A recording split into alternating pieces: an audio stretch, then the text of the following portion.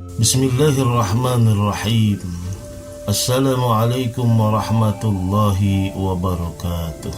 Subhanallah walhamdulillah wa la ilaha illallah wallahu akbar. Jadi ada 7 larangan yang sangat keras. Rasulullah melarang untuk melakukan ini semua, yaitu sihir, kemudian syirik kepada Allah, kemudian membunuh yang diharamkan oleh Allah Subhanahu wa taala untuk dibunuh. Kemudian apalagi? Wa aklar riba, memakan riba. Ad'afa mudha'afah, riba. Jadi misalnya kita minjem 100.000, gantinya 1 juta. Ini namanya ad'afa mudha'afah, berlipat-lipat tuh. Sementara pinjaman itu dalam Islam al-isti'arah yal ibadah. Pinjam meminjam itu adalah ibadah, kita membantu. Jangan sampai sifatnya membantu tetapi mulanginnya berlipat-lipat. Na'udzubillah. Seperti sekarang nih, pinjaman online, pinjaman online. Ini na'udzubillah nih, jangan sampai kita terjebak tuh sama pinjaman online. Minjem misalnya 4 juta. Per minggu bunganya itu 14%. Tahu-tahu sudah 40 juta. Na'udzubillah. Ini namanya riba, ad'afa mudha'afah. Pinjamannya dosa besar, haram, uangnya pun haram. Makanya kita minta kepada Allah Subhanahu wa taala jangan sampai kita melakukan atau memakan uang riba, memakan barang riba, memakan sesuatu yang haram. Allahumma inna na'udzubika minal hammi wal hazan wa na'udzubika minal ajzi wal kasal wa na'udzubika minal jubni wal bukhal wa na'udzubika min ghalabatid daini wa qahrir rijal. Kita minta perlindungan kepada Allah. Kemudian apalagi yang harus kita jauhi, jangan sampai kita lakukan, yaitu wa akla malil yatim, memakan harta anak yatim. Na'udzubillah. Mudah-mudahan Allah lindungi kita dari kezoliman kepada anak-anak yatim. Misalnya anak yatim punya uang, kemudian kita makan uangnya, itu na'udzubillah. Jangan sampai kita melakukan seperti itu. Ini yang kebanyakan nih, ya, yang kurang kita sadari. Misalnya ada anak yatim yang sudah ditinggal bapaknya.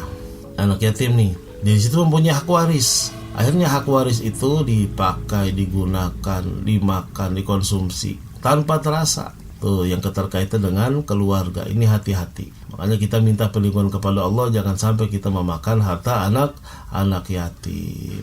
Kemudian wala yahuddu ala ta'amil miskin. Itu. Ada juga perintah dari Allah Subhanahu wa taala, jangan kau makan harta anak yatim dan juga jangan kau hardik fakir miskin. Ini poinnya yang terpenting buat kita. Jangan sampai kita melakukannya. Mudah-mudahan Allah memberikan kekuatan kepada kita, kekuatan ekonomi yang bisa menghindari kita dari kecerobohan, kezoliman, memakan harta orang lain, apalagi memakan harta anak yatim. Na'udzubillah. Kemudian wa tawalli yaumaz zahf, yaitu melarikan diri pada hari peperangan. Melarikan diri dari peperangan. Ini mungkin sekarang tidak ada, ya. Belum, tapi satu saat akan berkibar lagi bendera jihad. Nah, ketika jihad itu sudah berkibar, kemudian seluruh kaum muslimin berperang di medan tempur, tapi dia kabur dari situ, menghindarinya, takut. Karena takut menghindarinya, dia takut dihindari, akhirnya kabur. Nah, yang seperti ini termasuk dosanya sangat besar. Ijtanibu sab'al mubiqat, yang akan menghancurkan dan membinasakannya dunia dan akhirat. Setelah itu wa qazfal muhsanat, yaitu menuduh berzina wanita beriman. Al-muhsanat al-afilat al-mu'minat, menuduh berzina orang atau wanita yang beriman, yang lengah dan terpelihara. Yang lengah di sini maksudnya terbersih saja, keinginan untuk berzina tidak ada. Itu pemahaman al-ghafilat, lengah, terbersih aja, keinginan untuk berzina tidak ada. Nah, ketika menuduh wanita seperti itu, maka hukumnya dosa besar. Hukumnya dosa besar. Ada 7 perkara yang harus kita jauhi. Yang pertama, berbuat syirik kepada Allah. Yang kedua, sihir, jangan kita lakukan.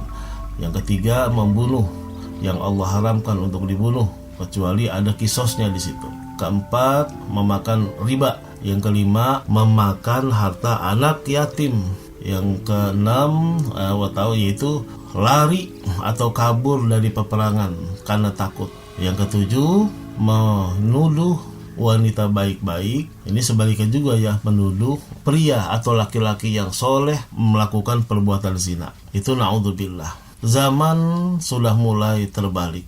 Yang baik dikata buruk, yang buruk dikata baik. Orang-orang baik dikata orang-orang jahat, residivis, ya, orang-orang yang anti kedamaian. Sementara manusia yang buruk, yang zalim dijadikan pahlawan.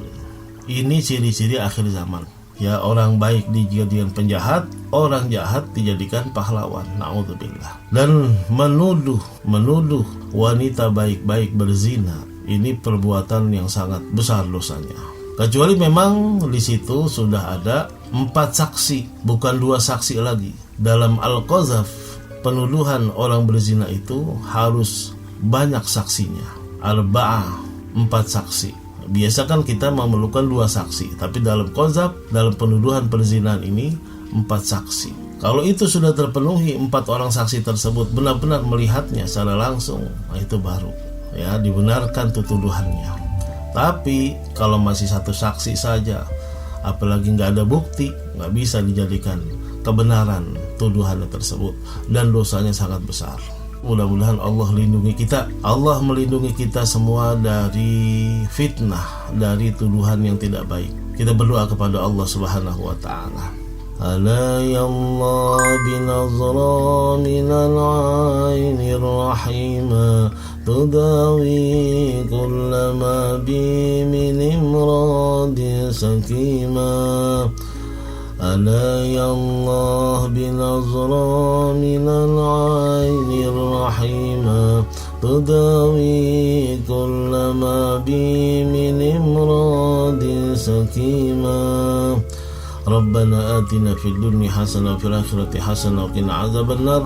Wa sallallahu ala sayyidina Muhammad wa alihi wa sahbihi wa sallam. Walhamdulillahi rabbil alamin. Subhanakallahumma wa bihamdik asyhadu an la ilaha illa anta nastaghfiruka wa natubu ilaik. Wassalamu alaikum warahmatullahi wabarakatuh.